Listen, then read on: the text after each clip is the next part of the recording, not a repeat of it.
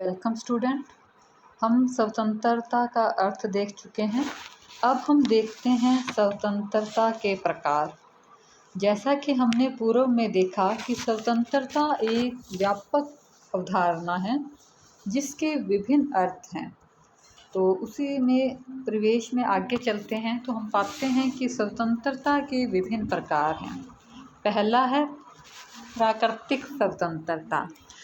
प्राकृतिक स्वतंत्रता का अर्थ होता है कि ऐसी स्वतंत्रता जो मनुष्य को राज्य से पूर्व ही प्राप्त थी।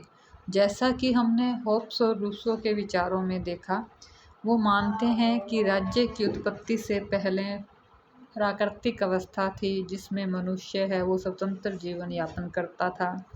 जैसा कि रूसो ने स्टार्टिंग में ही कहा है सोशल कॉन्ट्रैक्ट के कि मनुष्य स्वतंत्र जन्म लेता है।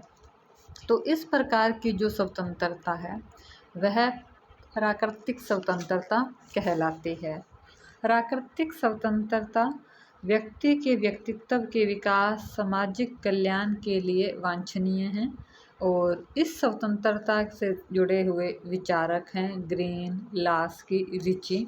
ये प्राकृतिक स्वतंत्रता का समर्थन करते हैं।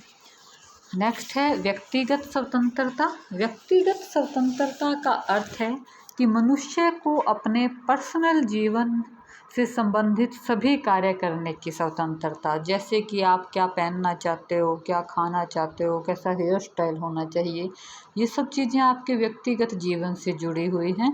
तो इसमें आपको पूर्ण रूप से स्वतंत्रता हो, किसी प्रकार का कोई प्रतिबंध ना हो। इसके समर्थक हैं जे.एस. मिल। जे.एस. मिल ने व्यक्तिगत स्वतंत्रता का समर्थन किया है। फिर है नागरिक स्वतंत्रता। नागरिक स्वतंत्रता ऐसी स्वतंत्रता है जो नागरिकों को विशेष अधिकार और सुविधाएं देती हैं जिसको राज्य अपने नागरिकों के लिए उत्पन्न करता है। जैसे नागरिक स्वतंत्रता में जीवन की सुरक्षा, स्वामित्व संबंध में कानून, समानता, स्वतंत्रता, जिस तरह के हमें अधिकार हैं यहाँ भारतीय नागरिकों को, या मतलब किसी हर संविधान के द्वारा अपने नागरिकों को जो विशेष प्रकार की सुविधाएं, स्वतंत्रताएं दी जाती हैं, ये नागरिक स्वतंत्रता के अंतर्गत आएंगी और उनका उल्लंघन होने पर व्यक्ति न्यायालय की शरण ले सकता है। नागरिक स्वतंत्रता के विचारक हैं गेटले। अब है राजनीतिक स्वतंत्रता। राजनीतिक स्वतंत्रता का अर्थ उन अधिकारों से है जिसके द्वारा नागरिकों को अपने देश के शासन में सक्रिय रूप से भाग लेने का मौका मिलता है। नागरिकों को राजनीतिक एक्टिविटीज़ में भाग लेने का जो अधिकार मिलता है, जैसे आप वोट डालते हो, इलेक्शन में खड़े होते हो, किसी का प्रचार प्रसार करते हो, तो ये आपकी जो नागरिक स्वतंत्रताएं हैं ये आएंगी। और नागरिक स्वतंत्रता का समर्थन है वो गिल क्राइस्ट के द्वारा किया गया है। अब है आर्थिक स्वतंत्रता।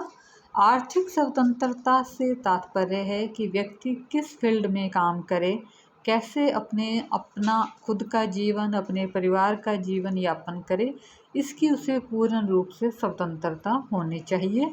और आर्थिक स्वतंत्रता में जो आर्थिक विषमता है वो भी कम से कम हो, किसी व्यक्ति का शोषण ना हो, सभी को न्यूनतम जो इनकम है वो मिले, जो जीवन यापन के लिए आवश्यक है, मूलभूत आवश्यकताएं हैं वो सभी की पूरी हों। ये संकल्पना आर्थिक स्वतंत्रता में आती है।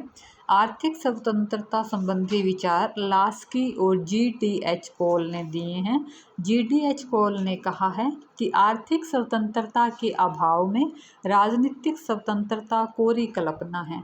मतलब वो कह रहे हैं कि आप राजनीतिक स्वतंत्रता के अंतर्गत व्यक्ति को वोट का अधिकार तो दे रहे हो, लेकिन वो जब तक उसके जीवन यापन संबंधी आवश्यकताएं पूरी नहीं होंगी तो उसके लिए वोट का कोई मूल्य नहीं है। जैसा कि नेहरू जी ने भी कहा है, भूखे आदमी के लिए मत का कोई मूल्य नहीं है। अब है नैतिक स्वतंत्रता। नैतिकता का तात्पर्य है व्यक्ति की मानसिक स्थिति से है, जो आदर्श लक्ष्य हैं, संकल्पनाएं हैं, उनको अपनाना। नैतिक दृष्टि से व्यक्ति स्वतंत्र होना चाहिए, उसकी एक खुद की सोच हो, खुद के आदर्श, सभ्यता, संस्कृति हो। नैतिक स्वतंत्रता के समर्थक कांट हैं। कांट ने इसे विवेकपूर्ण इच्छा की स्वायत्तता कहा है। नैतिक स्वतंत्रता को मनुष्य की अन्य स्वतंत्रताओं का उद्देश्य उस सदिच्छा को जागृत करना है। नैतिक भावनाएं हैं वो शुद्ध हों। आर्थिक, राजनीतिक, समस्त प्रकार की स्वतंत्रताएं नैतिक स्वतंत्रता के ऊपर डिपेंड करती है। अब है धार्मिक स्वतंत्रता। धार्मिक स्वतंत्रता का अर्थ है व्यक्ति के अंतकरण की स्वतंत्रता, मतलब व्यक्ति किस धर्म में आस्था रखे, कौन से क्रियाकलाप करें, ये उसके समय की स्वतंत्रता होनी चाहिए। प्रत्येक मनुष्य को अपने इच्छा के अनुसार धर्म को स्वीकार करना, धार्मिक जो एक्टिविटीज़ हैं वो करना, पूजा अर्चना करना आदि की स्वतंत्रता होनी चाहिए। राज्य को सभी धर्मों का सम्मान करना चाहिए। किसी विशेष धर्म के साथ पक्षपातपूर्ण व्यवहार नहीं होना चाहिए, अर्थात राज्य धर्म निरपेक्ष या पंथ निरपेक्ष होना चाहिए। राष्ट्रीय स्वतंत्रता। राष्ट्रीय स्वाधीनता या स्वतंत्रता का अर्थ है स्वराज से। इस स्वतंत्रता का संबंध राष्ट्रीय आत्मनिर्णय के सिद्धांत से है। मतलब जो कोई भी देश है, राष्ट्र है, वह अपने आंतरिक और बाहरी मामलों में स्वतंत्र होना चाहिए। वो अपने डिसीजन खुद ले सकें, उसकी समय की संप्रभुता होनी चाहिए। ये राष्ट्रीय स्वतंत्रता के अंतर्गत आएगा। तो आज हमने स्वतंत्रता की विभिन्न संकल्पनाओं का अध्ययन किया है।